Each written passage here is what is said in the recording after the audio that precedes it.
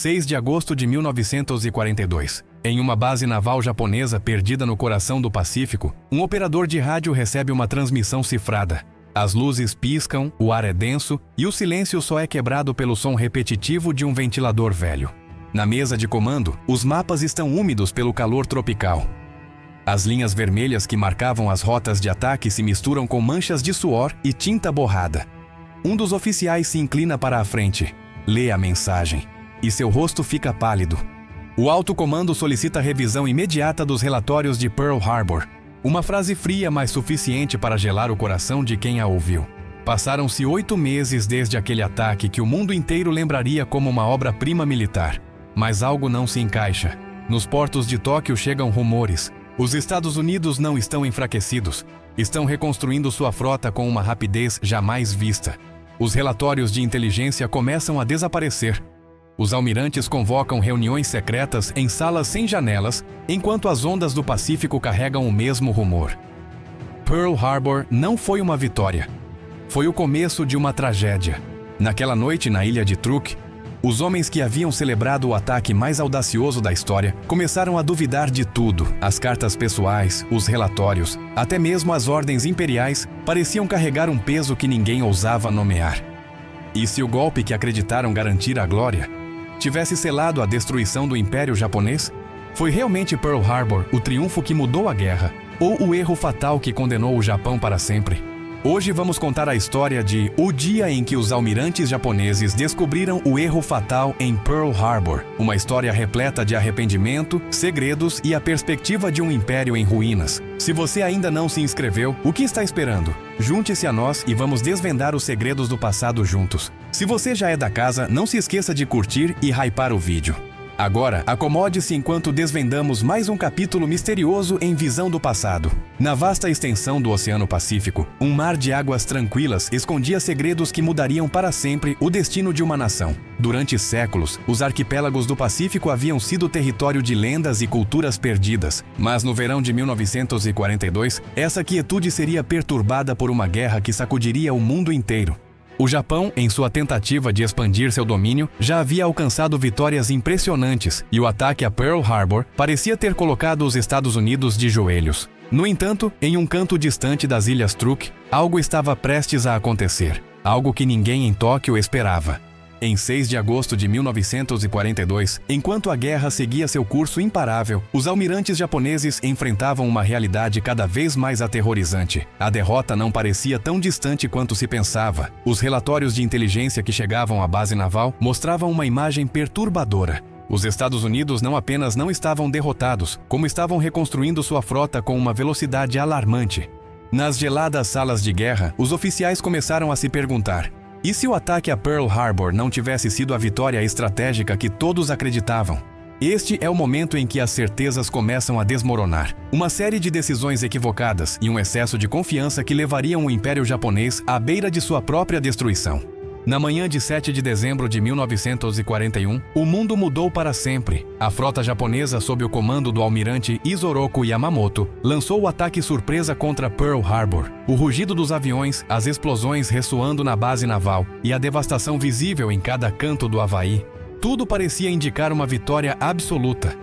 O Japão havia conseguido o que muitos consideravam impensável. Mas aquele triunfo inicial estava destinado a ser efêmero. Entretanto, o que em Tóquio se celebrava como uma obra-prima militar, logo começaria a mostrar rachaduras.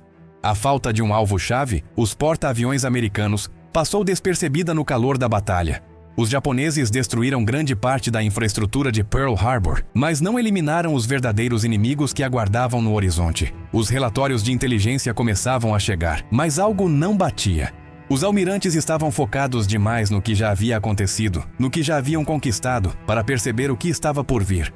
À medida que as semanas passavam, os relatórios se tornavam cada vez mais inquietantes. A indústria americana começou a se mover com uma rapidez impressionante. Os estaleiros navais, que pareciam parados após o ataque, estavam novamente em pleno funcionamento. E o mais alarmante de tudo, os Estados Unidos estavam construindo mais navios do que o Japão. O que parecia ser uma vitória rápida estava se transformando em um conflito longo e custoso que o Japão não podia suportar. Em 6 de agosto de 1942, os oficiais japoneses começaram a receber sinais de alerta. Uma mensagem curta chegou às bases de Truk. Os relatórios da frota americana indicam que os porta-aviões não foram destruídos. A produção naval está em pleno auge. Essa frase simples mudou tudo. Os homens que estavam comemorando o ataque a Pearl Harbor agora se encontravam olhando para os mapas com uma sensação de crescente incerteza. Teriam cometido um erro fatal? Os primeiros a reagir foram os almirantes da Frota do Pacífico. Alguns, no início, se recusaram a acreditar, agarrando-se à esperança de que ainda havia tempo. Outros, mais realistas, entenderam que o pior estava por vir. Nas horas seguintes, os relatórios continuaram chegando, mas com uma certeza sombria, o ataque a Pearl Harbor, longe de ser a vitória decisiva, havia acendido a chama que levaria o Japão ao desastre. Esse foi o início da queda do Império Japonês. No mesmo dia em que os almirantes celebravam sua grande vitória, as sementes da derrota já estavam plantadas. A arrogância de uma vitória mal calculada, o preço de um erro estratégico que os acompanharia até o final da guerra. E assim, naquele dia de agosto, começou a verdadeira batalha, a luta para encontrar uma forma de reverter o que já não tinha retorno. À medida que o verão de 1942 avançava, as notícias sobre a reconstrução da frota americana se tornavam implacáveis. Em Tóquio, o Império começava a dar sinais de preocupação. Mas foi na base de Truk, um remoto arquipélago no Pacífico, que os almirantes se reuniram para enfrentar uma realidade aterradora. Os americanos estavam longe de terem sido derrotados. O que a princípio foi visto como uma vitória, agora parecia um erro fatal. Mas ninguém queria admitir isso abertamente. As salas de guerra do Japão começaram a se encher de documentos e mapas, com oficiais nervosos revisando os mesmos números repetidas vezes. Os relatórios de inteligência que chegavam sem piedade deixavam claro que a frota japonesa havia cometido um grave erro de cálculo. Os porta-aviões americanos, que eram o verdadeiro alvo da ofensiva, continuavam intactos. Não destruíram o que deveriam ter destruído, diziam alguns relatórios confidenciais. O rosto dos oficiais se tornava cada vez mais sombrio. O prestígio do Japão, construído sobre uma vitória aparentemente decisiva, agora estava em risco. Um silêncio incômodo tomou conta das reuniões. Ninguém queria ser o primeiro a falar. Mas a verdade era inevitável. A guerra não estava vencida. A mensagem de rádio que chegou naquele dia foi clara, quase cortante. A frota americana está sendo reconstruída a uma velocidade alarmante. Os porta-aviões não foram destruídos. O almirante Yamamoto, que havia liderado o ataque, encontrava-se preso entre o orgulho e o reconhecimento da ameaça crescente. Mas além das palavras frias nos relatórios, o que realmente começava a pesar sobre os almirantes era o arrependimento. Como puderam se deixar levar pela arrogância? Por que não previram a capacidade de recuperação dos Estados Unidos? E como enfrentaram um inimigo que não apenas não se rendeu, mas se levantou mais forte do que nunca? Enquanto os oficiais de inteligência tentavam compreender a magnitude do erro, as sombras da dúvida começaram a surgir em cada canto da base. Alguns, orgulhosos demais para admitir suas falhas, começaram a desviar a atenção para outras vitórias menores no Pacífico. Mas os homens que realmente conheciam a situação, aqueles mais próximos do coração das forças japonesas, sabiam que o tempo estava se esgotando. As cartas do almirante Yamamoto, que antes exaltavam seus próprios feitos, começaram a ficar mais sombrias, e em suas memórias, refletidas nas ordens e nos relatórios de guerra, ficou uma marca indelével. O erro de Pearl Harbor não apenas custou vidas, mas começou a desmoronar os alicerces do Japão. E assim, com o medo da derrota rondando a cada momento, os almirantes tomaram uma decisão perigosa. A ofensiva deveria continuar, mas agora com mais cautela. Enquanto isso, o tempo jogava contra eles. Os Estados Unidos não apenas se recuperavam, estavam aumentando sua presença no Pacífico. A luta do Japão se tornava mais desesperada a cada dia que passava, enquanto seus líderes se agarravam à esperança de que ainda poderiam mudar o rumo da guerra. Mas será que já era tarde demais? À medida que o novo relatório chegava, as evidências se acumulavam, e com elas a sensação de um erro irrevogável. Em Truk, onde o comando japonês tomava decisões vitais, a pressão começava a crescer. No calor da batalha, muitas coisas passavam despercebidas, mas agora, diante da dura realidade, não havia como ignorar os sinais. No meio de uma sala de guerra empoeirada, o almirante Yamamoto passou os dedos por um mapa coberto de poeira. A linha vermelha, que indicava o caminho do ataque a Pearl Harbor, parecia agora uma cicatriz que não poderia ser apagada. Foi então que, entre os papéis e documentos empilhados sobre as mesas de guerra, apareceu um pequeno detalhe que ninguém havia notado antes. Um simples relatório de inteligência que havia passado despercebido por semanas, agora saltava aos olhos. Era uma carta, datada de dezembro de 1941, com um pequeno comentário. Os porta-aviões não estavam presentes no ataque. A evidência estava ali, fria e direta, mas o impacto de suas palavras era devastador. O maior erro estratégico cometido pelo Japão não foi a falta de comunicação, mas a falha em se concentrar no verdadeiro objetivo: destruir a frota de porta-aviões que permanecia intacta. Além disso, as transmissões interceptadas que haviam sido ignoradas agora adquiriam um peso extraordinário. Os porta-aviões estão intactos, repetiam as estações de rádio americanas. Esse pequeno detalhe fez com que os oficiais japoneses começassem a questionar tudo. A ideia de uma vitória certa começava a desaparecer como neblina ao amanhecer. O império que acreditava ter triunfado agora se via em uma batalha muito maior, uma batalha pela sobrevivência. Foi nesse momento que os almirantes, pela primeira vez, começaram a sentir o peso da culpa. Não pela derrota iminente, mas pela realidade de que não haviam destruído os objetivos corretos. Em outro canto da base, um jovem oficial revisava antigos relatórios de inteligência, tentando entender onde haviam falhado, e foi então que encontrou algo ainda mais perturbador. Uma pequena carta pessoal, escrita por um dos comandantes do ataque, onde ele se perguntava: se tivéssemos destruído os porta-aviões, a guerra teria sido diferente? A simples dúvida de um homem, e com ela o eco do arrependimento coletivo. Ali estava a chave para a catástrofe. O erro de cálculo. O erro humano. O erro que agora parecia irreversível. Entre papéis e cartas manchadas de tinta, os almirantes japoneses começaram a ver o que até então haviam tentado negar: o verdadeiro custo de sua decisão. Não se tratava apenas da perda de vidas ou territórios. Era o erro de visão. A falha estratégica que agora era irreversível. O ataque a Pearl Harbor, em vez de garantir a vitória final, havia sido o que os historiadores chamariam, com pesar, de a faísca que acendeu o fim. Os papéis amassados e os relatórios não podiam mudar o que já estava acontecendo. O que começou como um lampejo de confiança cega, agora se transformava em um pesadelo. Cada pedaço de papel, cada palavra escrita, parecia uma condenação. E o mais perturbador de tudo era que os almirantes sabiam que, embora o Japão ainda fosse poderoso, o erro cometido naquela manhã fatídica não poderia ser desfeito. À medida que o impacto da derrota se tornava mais claro, as teorias sobre o que havia dado errado começaram a se multiplicar. Desde o primeiro momento, muitos questionaram a lógica por trás da estratégia de ataque a Pearl Harbor. Alguns acreditavam que o maior erro foi subestimar o poder de recuperação dos Estados Unidos, enquanto outros defendiam que a decisão de atacar de maneira tão ousada havia sido impulsionada por uma arrogância fatal. Mas será que tudo realmente se resumia a um simples erro de cálculo?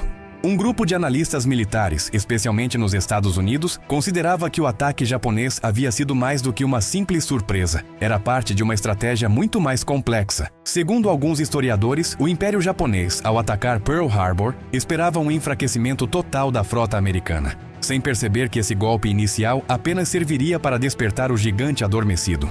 Para muitos dos almirantes no Japão, o erro não foi apenas a falta de visão, mas subestimar a capacidade de resposta dos americanos.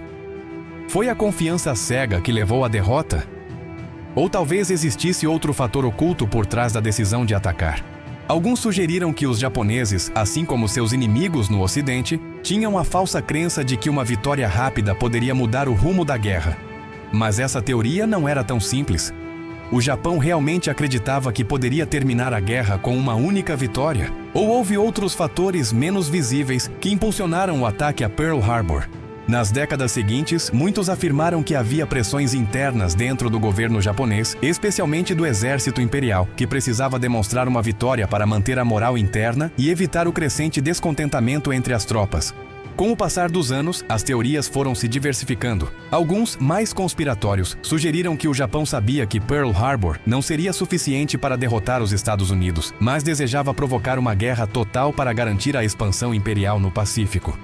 Essa hipótese sugeria que o ataque foi um sacrifício calculado, um movimento de alto risco com o objetivo de desgastar o inimigo e consumir seus recursos.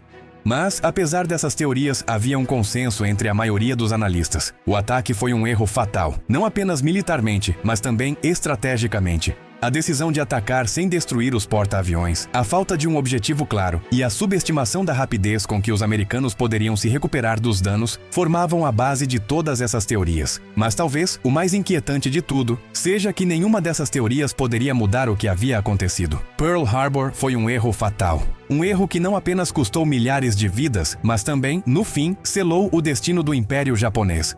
Hoje, enquanto historiadores continuam analisando documentos classificados e gravações interceptadas, o mistério persiste. O que realmente levou o Japão a cometer esse erro fatal? Foi arrogância, desespero ou uma mistura de ambos?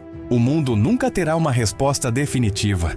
O erro cometido em Pearl Harbor não foi corrigido. À medida que os meses passavam, a guerra seguia seu curso implacável, mas a sombra daquela decisão mal calculada se estendia por todo o Pacífico. O que começou como um golpe certeiro da estratégia japonesa, transformou-se em uma série de derrotas que marcaram o ponto de virada da Segunda Guerra Mundial.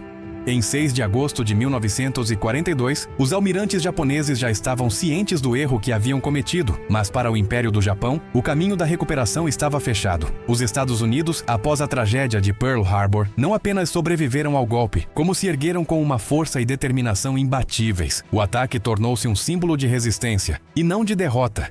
Os dias passaram e a guerra continuou, mas o espírito do Japão já estava quebrado. Cada nova batalha no Pacífico trazia consigo o amargo lembrete de que o ataque a Pearl Harbor não havia sido um triunfo, e sim uma armadilha. Em Midway, a derrota se concretizou e os porta-aviões que deveriam ter sido destruídos começaram a se tornar símbolos de uma vingança implacável.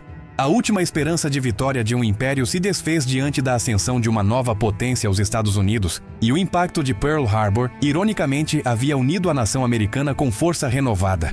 A derrota do Japão foi inevitável. O caminho para a vitória nunca esteve claro após aquele erro fatal. O império que acreditava ser invencível, agora se via mergulhado num oceano de arrependimentos. A devastação de Hiroshima e Nagasaki foi o último grito de um império que não soube quando parar. A guerra havia terminado, mas para os japoneses o custo foi insuportável.